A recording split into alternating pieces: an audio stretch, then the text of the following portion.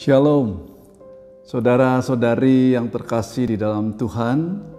Semoga kita semua dalam keadaan sehat dan selalu dalam perlindungan Tuhan. Kita jumpa lagi permenungan dari saya yang bertema, benarkah berhutang bisa menjadi pangkal masalah? Saudara-saudari, kisah nyata ini terjadi di tahun 1997 dan ketika itu adalah tahun keemasan untuk melakukan bisnis apapun. Sebab ketika itu kondisi perdagangan sangat ditopang oleh banyak perusahaan keuangan. Ketika itu ada seorang pedagang yang sukses dan hidupnya tidak kekurangan dan dia termasuk sosok yang religius. Kemudian ketika masuk di tahun 1998, terjadilah krisis ekonomi yang populer disebut Krismon, telah melanda beberapa negara termasuk Indonesia. Ketika itu rupiah terjun bebas dan penurunannya ratusan persen.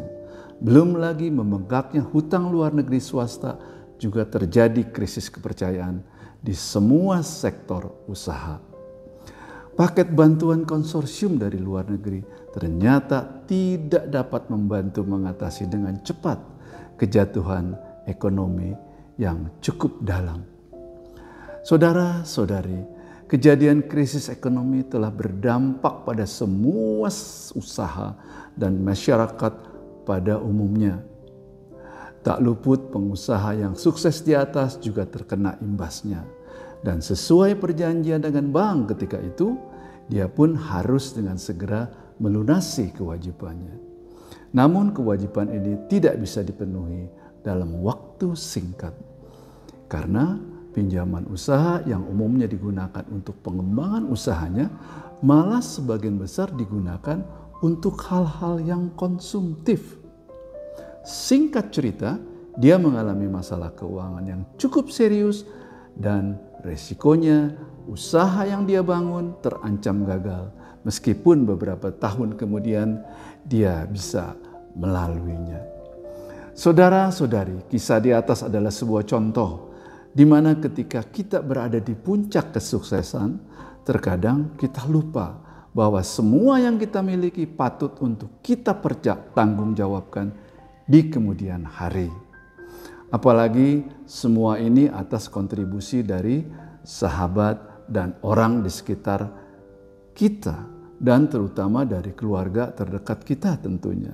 Namun yang tak boleh terlupakan adalah yang kita terima dan miliki ketika itu dan saat ini adalah berasal dari Allah. Ketika kita mendapat kepercayaan dari siapapun juga, maka kepercayaan itu selayaknya bisa kita jaga dengan bijaksana. Sebagaimana tanggung jawab kita terhadap Allah yang telah memberikan segalanya untuk kita. Apalagi saat ini kita semua masih mengalami goncangan ekonomi akibat pandemi yang masih belum usai sepenuhnya. Saudara-saudari, tema benarkah berhutang bisa menjadi pangkal masalah? Bisa menjadi pertanyaan yang menarik untuk kita sama-sama pelajari. Dalam sebuah buku ada tertulis bahwa orang percaya hendaknya jangan berhutang. Ini tidak berarti bahwa kita tidak boleh meminjam bila dalam keperluan yang sangat serius dan mendesak.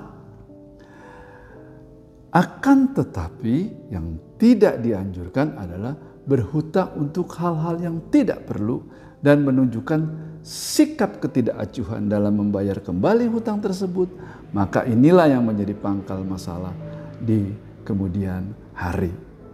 Roma bab 13 ayat 8 Santo Paulus menulis, "Janganlah kamu berhutang apa-apa kepada siapapun juga, tetapi hendaklah kamu saling mengasihi, sebab barang siapa mengasihi sesama manusia, ia sudah memenuhi hukum Taurat."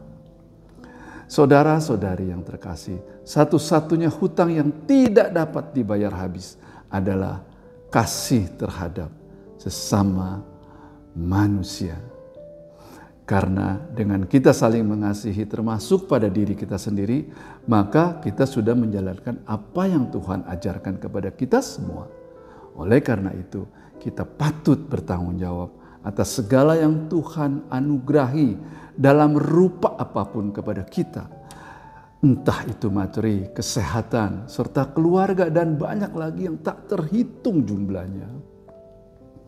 Santo Paulus mengingatkan pada Roma bab 8 ayat 12-13. Jadi saudara-saudara, kita adalah orang berhutang, tetapi bukan kepada daging, supaya hidup menurut daging.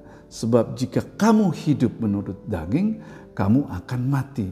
Tetapi jika oleh Roh kamu mematikan perbuatan-perbuatan tubuhmu, kamu akan hidup. Sahabat-sahabatku yang terkasih, dalam Roma 8 di atas ada dua makna yang bisa kita cermati. Pertama, kita adalah orang berhutang, tetapi bukan kepada daging, supaya hidup menurut daging. Saudara, memang kita orang berhutang kepada tubuh, karena keinginan tubuh pada umumnya sulit terkendalikan. Maka akhirnya bisa mencelakakan tubuh kita sendiri. Kedua, tetapi jika oleh Roh kamu mematikan perbuatan-perbuatan tubuhmu, kamu akan hidup. Santo Paulus mengatakan, agar kita senantiasa mematikan hasrat kedagingan yang berlebihan dengan roh yang berasal dari Allah, yaitu senantiasa mengkonsumsi firman Tuhan. Karena di akhir penjarahan hidup kita nanti, kita punya tujuan akhir, yaitu hidup bergandengan tangan bersama Allah di surga. Sahabat-sahabat yang baik, Tuhan tidak melarang untuk maju dan kaya, namun ada tujuan yang lebih penting dari semua itu, yaitu rahasia Allah yang kita perlu beri tempat dan waktu untuk merenunginya. Teman-teman yang berbahagia, janganlah terlalu dekat dengan apapun yang ada di dunia ini.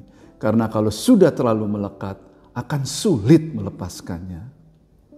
Taburkanlah setiap hari perkataan, sikap, dan perbuatan yang benar dan baik. Karena apapun yang kita tabur, itu juga yang akan kita tuai. Demikianlah saudara-saudari renungan hari ini. Semoga bisa menjadi berkat buat Anda, saya, dan kita semua. Tuhan memberkati kita semua. Amin.